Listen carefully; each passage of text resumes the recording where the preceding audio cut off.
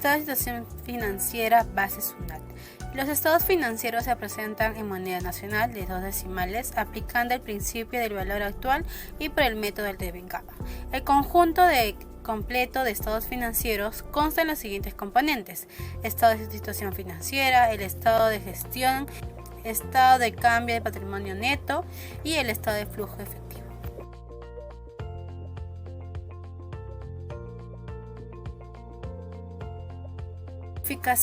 El estado de situación financiera comprende con los elementos del activo, el pasivo y el patrimonio neto. Para su preparación se consideran las cuentas del activo y las cuentas del pasivo. En base a la naturaleza de las operaciones se determina por la parte corriente y no corriente del activo y o pasivo, representando diferencia. En el activo corriente se determina, también considerado circulante, es aquel activo líquido a la fecha del cierre del periodo. Como activo corriente se tiene lo que es el efectivo y el elemento efectivo, lo que son las cuentas por cobrar y otras cuentas por cobrar. Activo no corriente es el que corresponde a bienes y lo que son derechos que no son convertibles en efectivo por una empresa en los próximos 12 meses al cierre del periodo. El pasivo corriente, cuando se espera liquidar la obligación en un corto plazo, es decir, en un periodo menor a un año, desde la fecha de cierre del periodo. Patrimonio es la participación residual que queda sobre los activos de la entidad después de deducir todos los pasivos.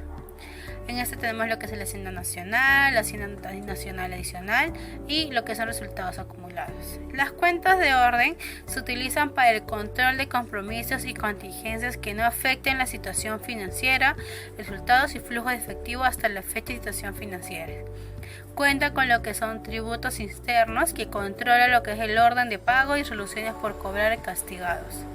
Lo que son los tributos aduaneros controlan lo que son las garantías recibidas de los usuarios del comercio exterior, documentación valorados y cheques girados.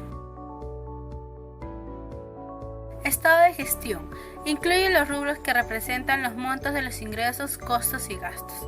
En lo que son los ingresos es el aumento del patrimonio neto como resultado de una transacción. Tenemos lo que son los ingresos tributarios netos, los ingresos financieros y en los otros ingresos, que en los otros ingresos también están los tributos internos y los tributos aduaneros. Los costos y gastos cuentan con los costes de ventas, donaciones y transferencias otorgadas, traspasos y remesas otorgadas, estimaciones del ejercicio, gastos financieros y otros gastos. Estado de cambio en el patrimonio neto. El estado de cambio en el patrimonio neto es un estado que nos va a informar acerca de las variaciones que va sufriendo el patrimonio de una empresa dentro de un ejercicio o un periodo determinado. Esto va a incluir dentro de las cuentas anuales. El patrimonio neto va a estar compuesto principalmente por fondos propios de la empresa, ya sean la capital social, las reservas y los beneficios, y esto va a indicar el valor total de la empresa en un momento determinado o en un periodo determinado. El estado de resultados es un estado financiero básico en el cual se va a presentar información relativa acerca de los logros alcanzados por la administración de una empresa durante un determinado periodo. Asimismo, se va a hacer notar los esfuerzos que se van a realizar para alcanzar dichos logros, ¿no?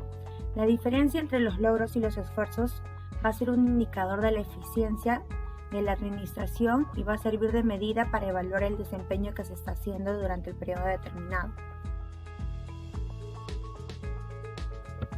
El objetivo del estado de resultados va a ser medir los logros alcanzados y los esfuerzos desarrollados por la empresa durante el periodo que se presenta. Esta combinación va a estar presentada en los estados financieros. De esta manera se va a poder evaluar la rentabilidad de la empresa, estimar su potencial de crédito, estimar la cantidad del tiempo y la certidumbre del flujo de efectivo, evaluar el desempeño de la empresa y también medir los riesgos y repartir los dividendos. SUNAT es un organismo técnico especializado adscrito al Ministerio de Economía y Finanzas que va a contar con personería jurídica de derecho público, con patrimonio propio y que goza de autonomía funcional técnica, económica, financiera, presupuestal y administrativa. Las atribuciones de SUNAT son las siguientes: administrar los tributos internos del Gobierno Nacional, así como los conceptos tributarios y no tributarios, cuya administración o recaudación se le encargue por ley o convenio institucional. También expedir dentro del ámbito de su competencia disposiciones en materia tributaria y aduanera, estableciendo obligaciones de los contribuyentes responsables y usuarios del servicio aduanero para disponer medidas que conduzcan a la simplificación de los trámites correspondientes según los regímenes aduaneros, así como normar los procedimientos que se deriven de estos. También tenemos promover, coordinar y ejecutar actividades de cooperación técnica, de investigación, de capacitación y perfeccionamiento en materia tributaria y aduanera en el país o en el extranjero. También otorgar el aplazamiento y fraccionamiento para el pago de deuda tributaria o aduanera de acuerdo a lo programado con la ley.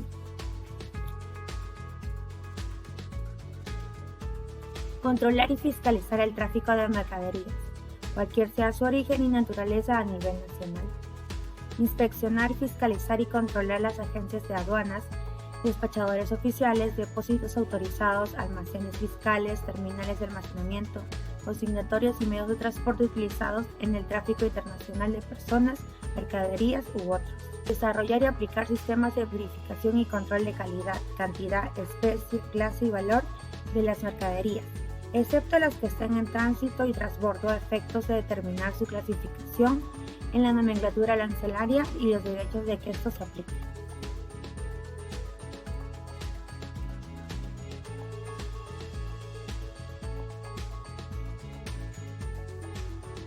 También se encarga de poder sancionar a quienes contravengan las disposiciones legales administrativas de carácter ya sea tributaria o aduaneras.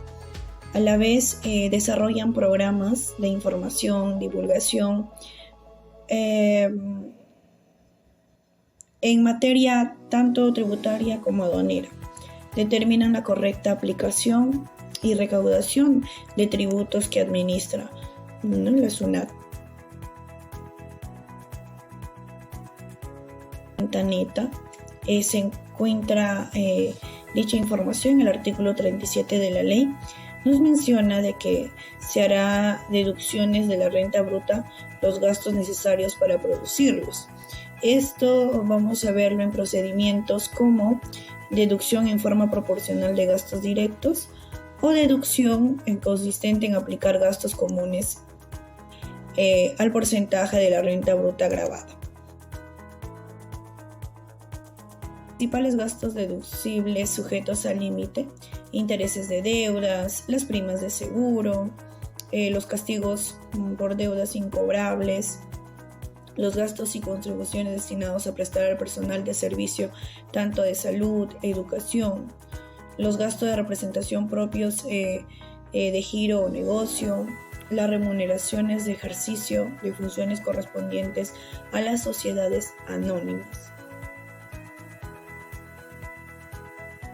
Vamos a encontrar los gastos de viaje por conceptos tanto de viático o transportes, los gastos de movilidad de los trabajadores, adicional a ello, deducción de gastos o costos sustentados con boletas, gastos incurridos en vehículos automotores de categorías A2, A3, A4, B1, B2, entre otras. Los gastos por concepto de donaciones, el aporte voluntario con fin provisional, abonando a las cuentas, capitales de los trabajadores.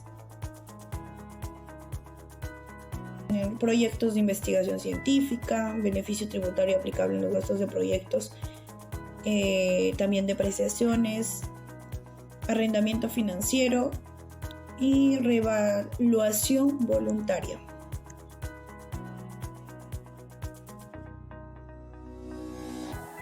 Los gastos no permitidos están en el artículo 44 de la ley. Nos dice que no son deducibles para la determinación de la renta imponible a la tercera categoría.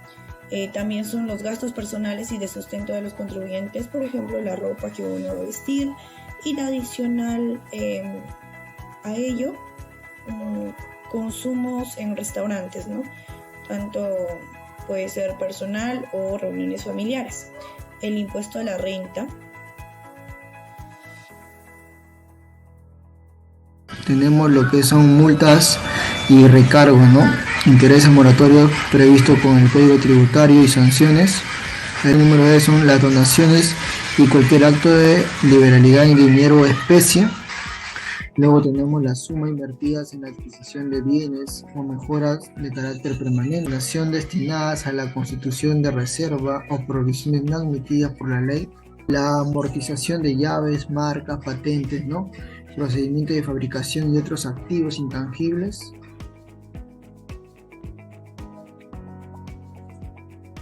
También tenemos las pérdidas que se originan en venta de acciones o participaciones recibidas por inyección de capital. Luego están los gastos cuya documentación sustentatoria no cumplan los requisitos y caracteres mínimos establecidos por el reglamento, ¿no? Por ejemplo, para la educación de los gastos comunes realizados por los propietarios, arrendatarios u otros poseedores, ¿no?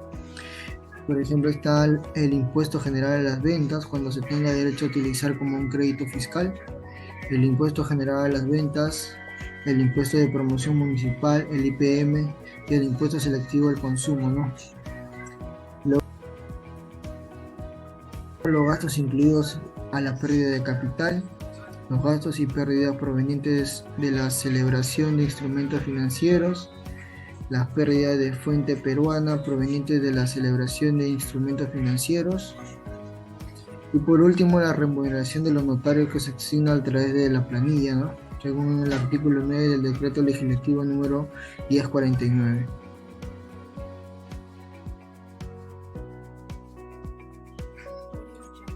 Ahora tenemos un caso práctico según la empresa comercial Ardilla SAT con el periodo del año 2021. Tenemos el activo y pasivo y con la pérdida del balance, ¿no? La pérdida del ejercicio nos da un monto de 3.455.30, tanto como en el balance general, el estado de ganancias y pérdidas por función del año 2021, ¿no?